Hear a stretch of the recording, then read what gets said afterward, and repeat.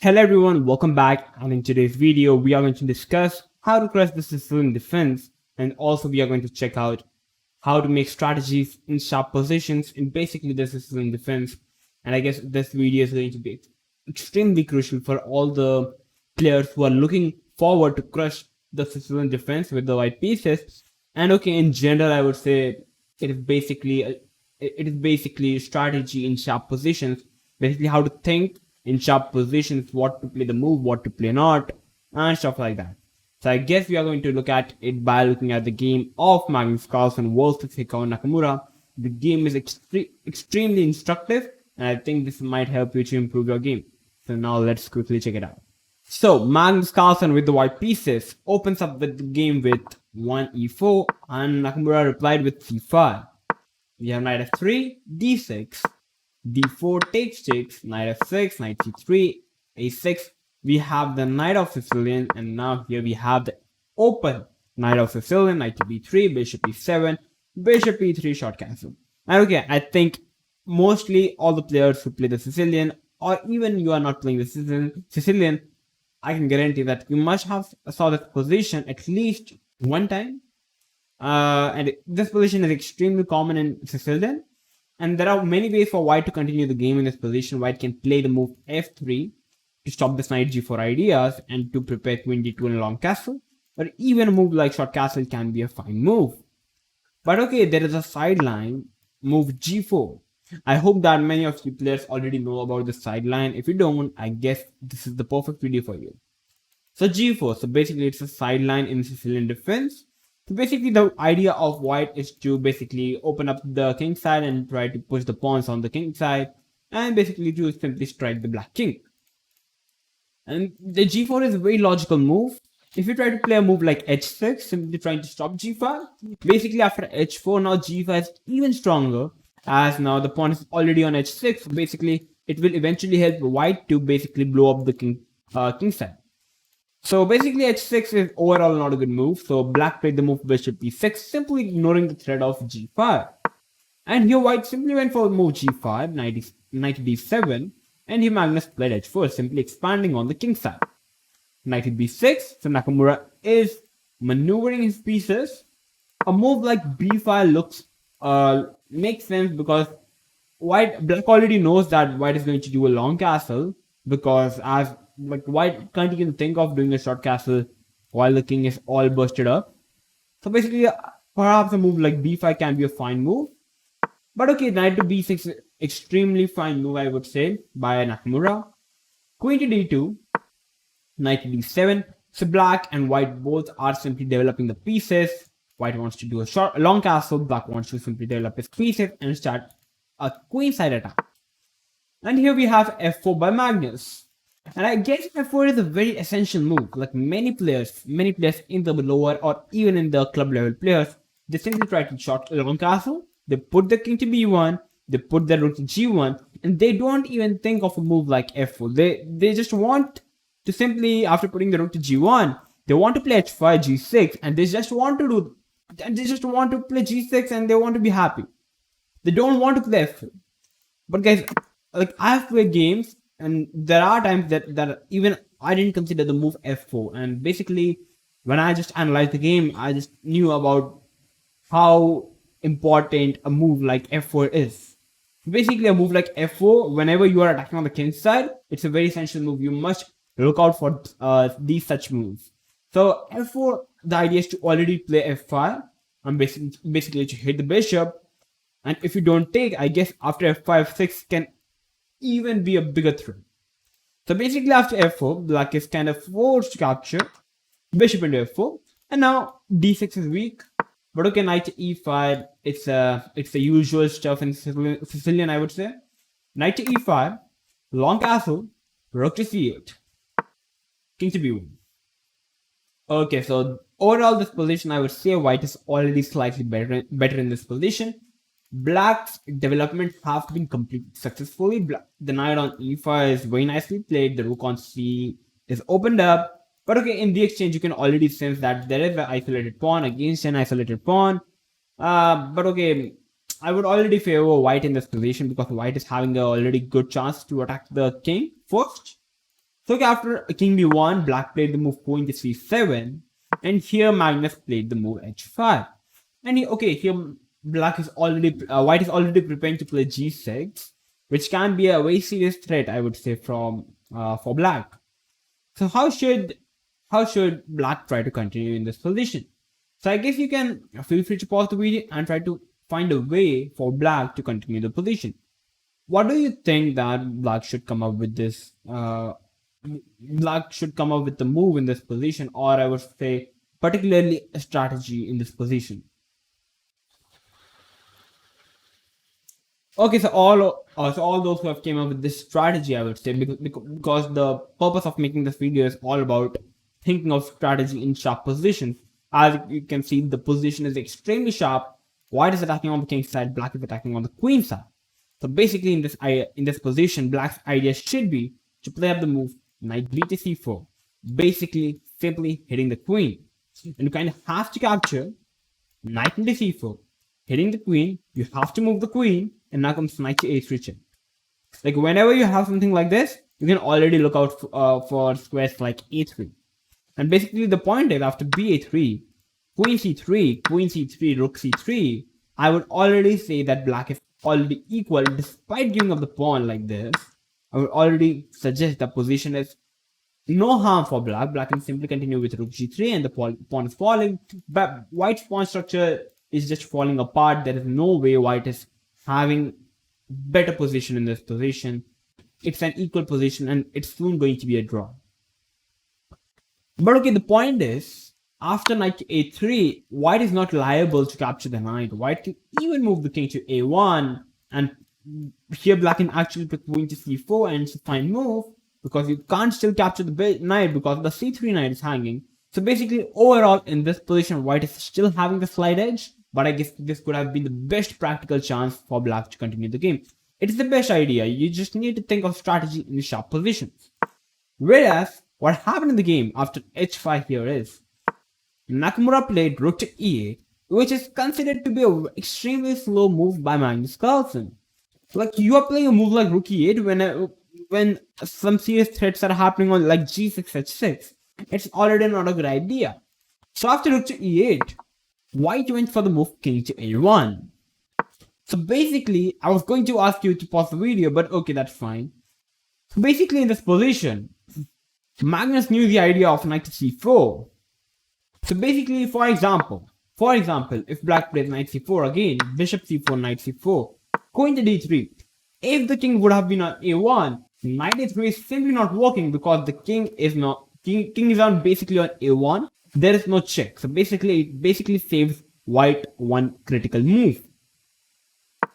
So basically, after playing rook e8, playing a king a1 is a very sensible move, a very prophylactic move, I would say, because after knight c4, bishop c4, let me just show you. After knight c4, bishop c4, knight c4, queen d3, knight a3 is not working in this position because there is no direct check. White have already saved the move by playing king a1 in advance. So basically, now it's not a good idea. So that's the reason after king a1, here Nakamura went for the move bishop to f8. So you can just see how Magnus think of this strategy. You must always look out for your opponent's best move as well as the best strategy your opponent can come up with. So you just need to prepare in advance. The move you have to play, you can play it anytime.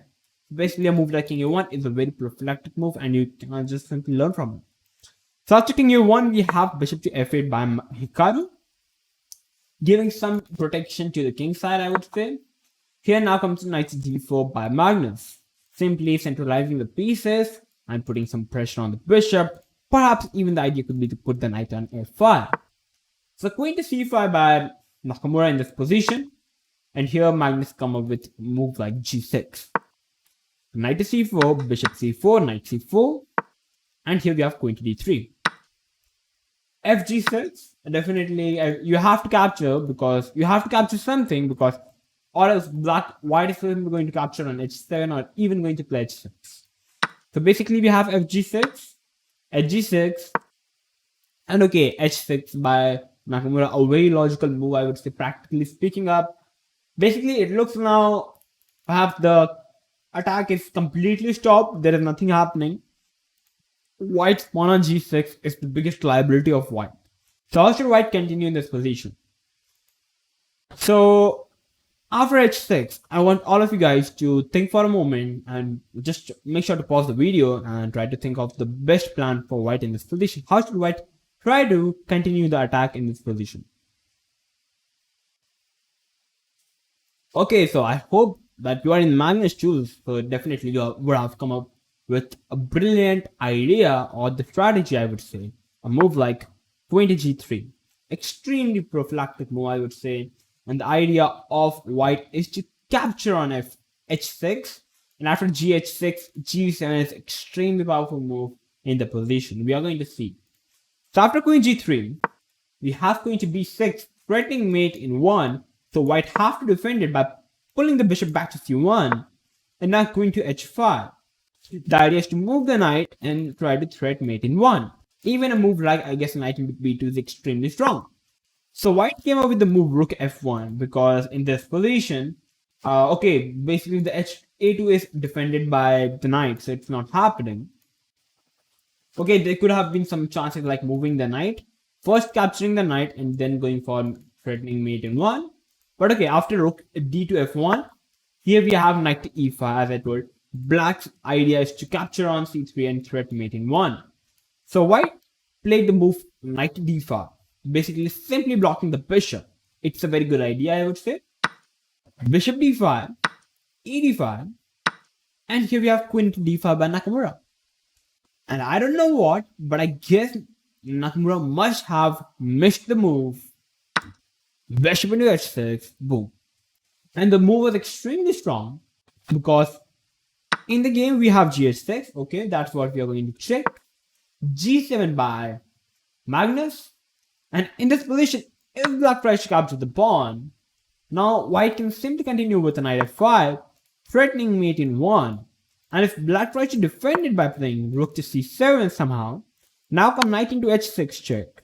The king moves and now comes knight to g4 check. You have to go back and now come knight f6 check. And you can just see how the queen is going to be dead on the next move and soon the black king is going to be get checkmated. You can just see how strong the queen and the rooks are. So basically you can see how the point of playing queen to g3 is such a prophylactic move. You must always think of something like to keep attacking your opponent king. You just need to keep thinking of some critical strategies in sharp positions. g7, we have bishop to e7 by Nakamura, like thinking of g7 as a safe pawn for black king.